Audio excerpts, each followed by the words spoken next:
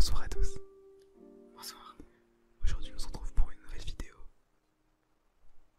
Avis sur l'anime Demon Slayer ou Kimetsu no Yaiba.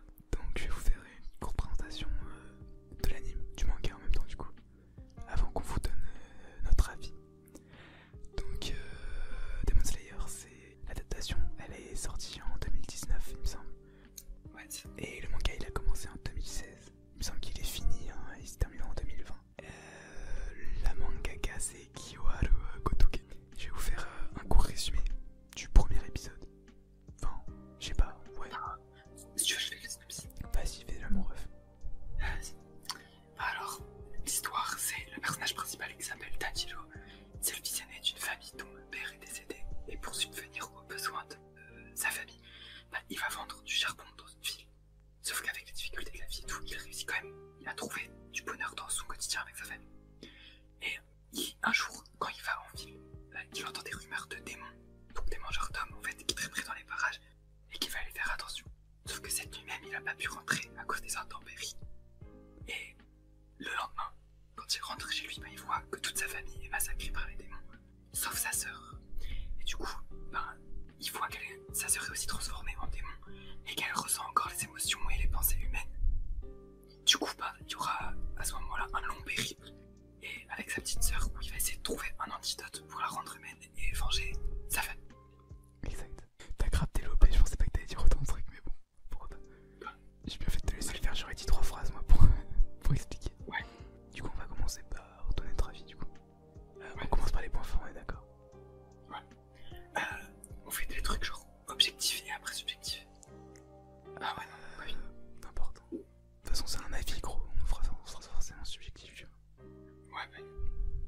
Alors, comme premier point fort, il y a l'animation qui est insane. Grâce au studio, voilà, j'ai pas le nom sous les yeux, mais vraiment l'animation, elle vaut le coup. Mais ouais, c'est le gros point fort de l'anime. On a vu. Enfin, moi j'ai entendu parler de l'anime, c'était grâce à l'animation. Les gens ils suivaient sur Twitter et tout, grâce à l'animation. Et ouais, franchement, c'est réussi de ouf. Donc, le gros point fort qui fait la différence. Ensuite, je dirais les personnages, hein, le développement, genre c'est abusé. De base, j'aimais pas les persos, les 3 persos principaux, enfin, les 4 du coup. Mais à la fin de la saison, on finit par tous les kiffer, c'est une petite bande et tout, vraiment archi cool.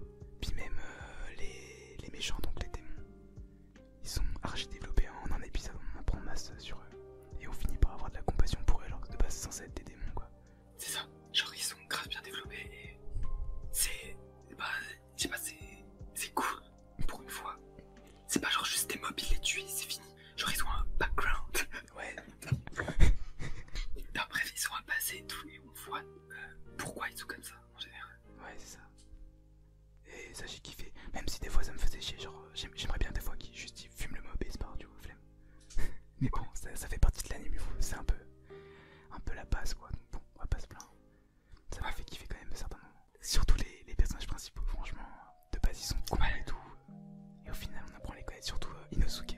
Je le détestais de base. Et à la fin de l'anime, c'était mon perso préféré en fait. Donc, Et tous ensemble, ils sont trop bien en fait, leur petite bande. Et ouais, c'est clair. Même quand ils se battent pas ou quoi, j'aime trop les voir genre faire de la merde. C'est rare que ça m'arrive dans les animes que je kiffe une bande. Mais celle-là, je la kiffe de ouf. Pour rester dans l'anime et tout, il y a l'intensité des combats. Vraiment, les combats, ils sont vraiment intenses, on est vraiment à fond dedans. On a envie de savoir ce qui va se passer, comment il va y arriver, par quels moyens et tout. Et pour moi, c'est un point fort de l'anime. Le fait qu'ils arrivent à qu'on soit genre vraiment hypnotisé par le combat, au point de vouloir vraiment voir en fait la finalité. Voilà. Notamment un combat, il m'a palpité, franchement j'étais bouche bée. Ouais. Bon après on a vu Épisode les 19. partout. Ouais, épisode 19. Avec les OST, mais on y reviendra après. C'était parfait cette scène, vraiment ce combat il était incroyable. C'est grave cool, vous verrez, on vous spoil rien. Ensuite, il y a du coup, pareil pour l'instant c'était des combats, les seiyuu, ils ont grave fait un bon taf. Ça a abusé les voix et tout, le niveau il est grave cool, on ressent les émotions et tout. Un des gros points forts, c'est aussi l'opening. Ah j'avoue. C'est sûr que vous l'avez déjà entendu, peut-être que vous savez pas, ça vient de Demon Slayer, mais il a tourné partout, genre. Franchement, il est trop bien, il est grave hypant. Mais ouais, du coup, l'opening il est archi lourd. Mais bon, on en reparlera dans les points faibles. Je sais pas, peut-être dans les mauvaises fois, mais voilà, on vous en reparlera tout à l'heure. De quoi l'opening dans le point faible? Non, mais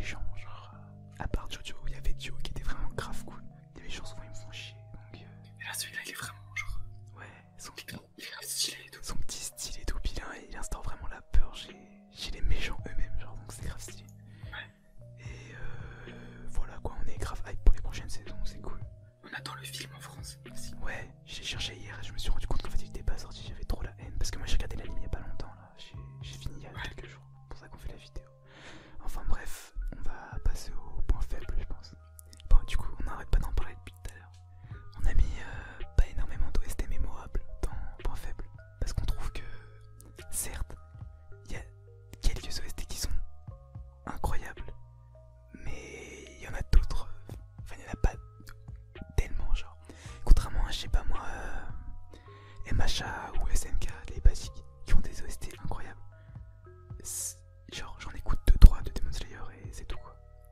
Ouais. Il y a l'opening et la musique de l'épisode 19 quoi. Et l'ending des fois. Mais c'est parce que tu retiens quoi. voilà, elles sont cool quand tu les entends dans l'anime.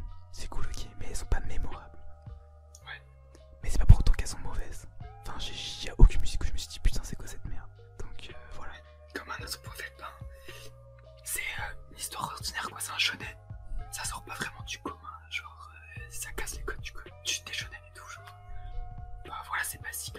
Le héros, c'est un héros de shonen, voilà, il est fort, il a du potentiel dès le début et tout. Donc voilà, ça sort pas vraiment d'ordinaire. Ouais, c'est clair. C'est un mec qui va chercher du charbon et il y a des gigas qui sortent de nulle part. Genre ça reste bien, mais c'est pas sans plus quoi. Mais après, tu vois, souvent dans les shonen, je pulse parce que genre y a que le héros qui est hyper cheaté, tu vois.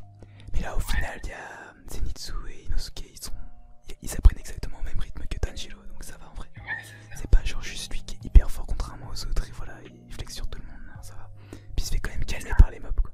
Ça révolutionne quand même pas les mais codes ouais, shonen. non, l'histoire est grave basique, enfin voilà. Ouais. Et puis même dans la structure de l'anime, enfin ils tombent contre des monstres plus puissants, voilà. Ouais, petit à petit. Ils montent de niveau et puis voilà. Ouais, voilà. C'est basique, c'est un shonen en même temps, on va pas s'attendre à autre chose, c'est normal. Bah ouais, voilà. Mais bon, on l'a quand même mis dans un point faible quoi, parce que voilà, on n'avait pas trop de points faibles sinon. Et sinon,